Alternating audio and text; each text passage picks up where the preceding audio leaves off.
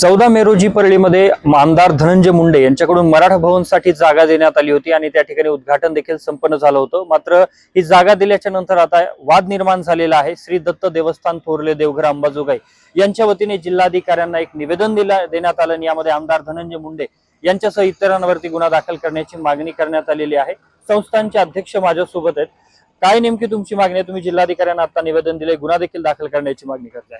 मी योगेश विलास गोस्वामी, श्री दत्त संस्थान थोरले देवघर अंबाजोगाई या ट्रस्टचा अध्यक्ष असून धनंजय मुंडे साहेबांनी आमच्या ट्रस्टची जागा जी परळी वैजनाथमध्ये आहे 413 गट नंबर सर्वे नंबर मधील 28 गुंठे जमीन जी त्यांनी बेकायदेशीररित्या मराठा भवनाला दिली आहे, त्याबद्दल जिल्हाधिकारी साहेबांनी परळी येथील सध्याचे विद्यमान आमदार माननीय श्री धनंजय मुंडे साहेब व नाथ प्रतिष्ठानचे अध्यक्ष तसेच परळी नगरपालिकेचे मुख्याधिकारी साहेब आणि परळी नगरपालिकेच्या नगराध्यक्ष साहेब व तसेच तेथील जे गोस्वामी म्हणून तेथील परळीतील जे गोस्वामी आहेत त्यांचा सदरच्या देवस्थानशी काही संबंध नाही, त्यामुळे ते बोगस नावकरी असून त्यांच्या विरोधामध्ये या सर्वांच्या विरोधात माननीय जिल्हाधिकारी साहेबांनी तत्काळ फौजदारी कारवाई करावी।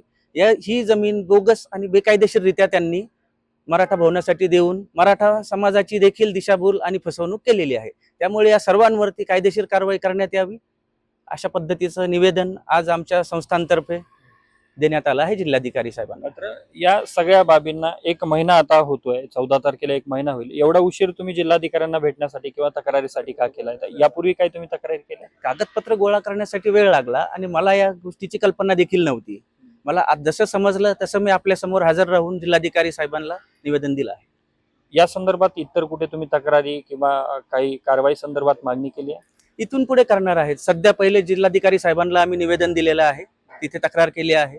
आशा आहे की जिल्हाधिकारी साहेब खरोखरच आमच्या देवस्थानच्या जमिनी सुरक्षित ठेवण्यासाठी आणि जपण्यासाठी आणि ह्या जे लोक आहेत बेकायदेशीररित्या अशा पद्धतीने जमीन देवस्थानची दिली त्यांनी त्यांच्या विरोधात कारवाई करतील।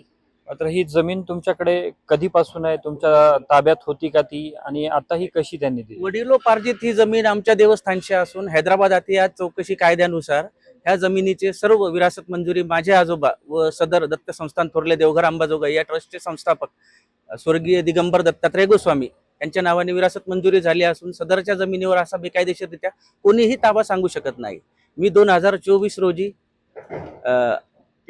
ती जागा जी आहे ती आता तुमच्या ताब्यात आतापर्यंत होती का? तिथं नेमकं काय होतं आतापर्यंत? आमच्या देवस्थानच्या ताब्यातीलच ती जागा होती व तेथे आमचेच नाव असलेले कोणीतरी गोस्वामी आहेत आणि तेच गोस्वामी आम्हाला दरवर्षी आमच्या देवघरामध्ये येऊन तेथील जमिनीचा मुनाफा मावेजा दरवर्षी दत्तोत्सवाच्या वेळेस आणून देत होते। परंतु गेल्या 2 वर्षापासून जसं मी अध्यक्ष झालोय तसं त्यांनी मुनाफा पण दिला नाही आणि तेथील या संदर्भात असा काही ताबा दिला जाणार आहे याची तुम्हालाही काही पूर्वकल्पना नव्हती। मराठा भवनामुळे मला ही बाब लक्षात आली आणि त्यामुळे मी आपल्यापर्यंत पोहोचलो। नक्कीच माझ्यासोबत त्यांचे वकील सुद्धा आहेत। तर काय नेमके तुम्ही आता कायदेशीर यामध्ये पुढे जाणार आहात? न्यायालयामध्ये तुम्ही दाद मागणार आहात का? हो, मी ॲडव्होकेट अर्जुन सोळंके, एक मराठा आंदोलक। या मराठा भवनच्या आंदोलनामध्ये मी सुद्धा सक्रिय सहभागी होतो। आम्ही 11 मे 2026 पासून परळी नगर परिषद कार्यालयासमोर सकल मराठा समाज बांधवांनी या ठिकाणी मराठा भवनसाठी बेमुदत ठिय्या आंदोलन चालू केलं होतं आणि आमच्या आंदोलनाला या ठिकाणी परळी नगर परिषदेने आंदोलन मोडीत काढण्यासाठी 14 मे 2026 छत्रपती संभाजी महाराज जयंतीच्या दिवशी त्यांनी एक बेकायदेशीर पत्र देऊन मराठा भवनसाठी वैजनाथ ज्योतिर्लिंगाच्या बाजूची 28 गुंठे जमीन त्यांनी आम्हाला दिल्याचं त्यांनी सांगितलं। पण ज्यावेळेस आम्ही हे कागदपत्र काढले त्यावेळेस आमच्या असं लक्षात आलं की ही श्री दत्त संस्थान थोरले देवघर अंबाजोगाई या देवस्थानची ट्रस्टची जमीन आहे, ही वर्ग 2 ची जमीन आहे, इनामी जमीन आहे। परंतु केवळ धनंजय मुंडे यांना मराठा समाजाची दिशाभूल करायची होती आणि मराठा समाजावरती उपकार केल्याचं दाखवायचं होतं, म्हणून त्यांनी 14 मे या दिवशी छत्रपती महाराजांच्या दिवशी जयंतीच्या दिवशी त्यांनी याच दत्तात्रय देवस्थानच्या जमिनीमध्ये मराठा भवनच्या जागेचं भूमिपूजन सुद्धा केलेलं आहे। त्या ठिकाणी त्यांनी बोर सुद्धा घेतलेला आहे। एकूणच त्यांनी ही दत्तात्रय आणि ज्यावेळेस आम्हाला दत्तात्रय देवस्थानचे अध्यक्ष आणि ट्रस्टींनी संपर्क केला आणि आमच्या लक्षात आलं सरकारी कागदपत्राच्या आधारे की धनंजय मुंडे व त्याचबरोबर मुख्याधिकारी आणि नगर परिषदेच्या नगराध्यक्षा पद्मश्री बाजीराव धर्माधिकारी या सर्वांनी मिळून आमच्या मराठा आंदोलकाची या ठिकाणी फसवणूक केली।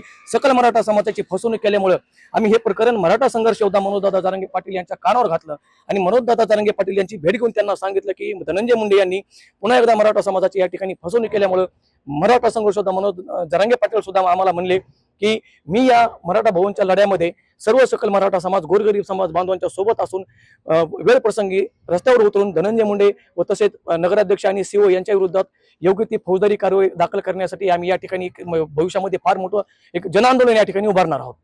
तर आता तुम्ही न्यायालयामध्ये सुद्धा हे संपूर्ण प्रकरण घेऊन जाणार आहात का? कारण जर आता गुन्हा अद्यापर्यंत दाखल झाला नाही, पुढे जर असं दाखल झाला नाही किंवा पुढच्या प्रक्रियेच्या संदर्भात हे सगळे तुमच्याकडे जे पुरावे ते घेऊन जाणार काय?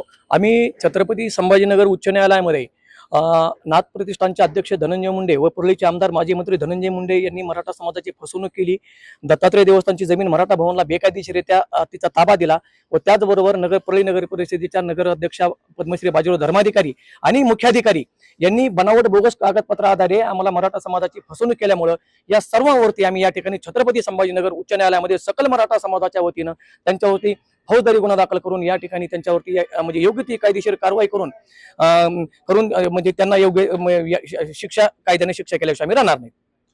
धन्यवाद. माझ्यासोबत या ठिकाणी देवस्थान ट्रस्टचे अध्यक्ष आणि ॲडव्होकेट आणि मराठा आंदोलक सुद्धा होते, ज्यांनी आता थेट आमदार धनंजय मुंडे यांनी मराठा समाजाची दिशाभूल केली आणि देवस्थानची फसवणूक केली. त्यांना अंधारात ठेवून ही जमीन मराठा भवनसाठी दिली, तिथे भूमिपूजन केलं असा थेट आरोप केलाय आणि त्यांच्या विरोधात फौजदारी गुन्हा दाखल करण्याची देखील मागणी या ठिकाणी जिल्हाधिकाऱ्यांना आज निवेदन देऊन करण्यात आली आहे. कॅमेरा पर्सन प्रमोद समे, अशोक काळकुटे, TV9 मराठी, बीड.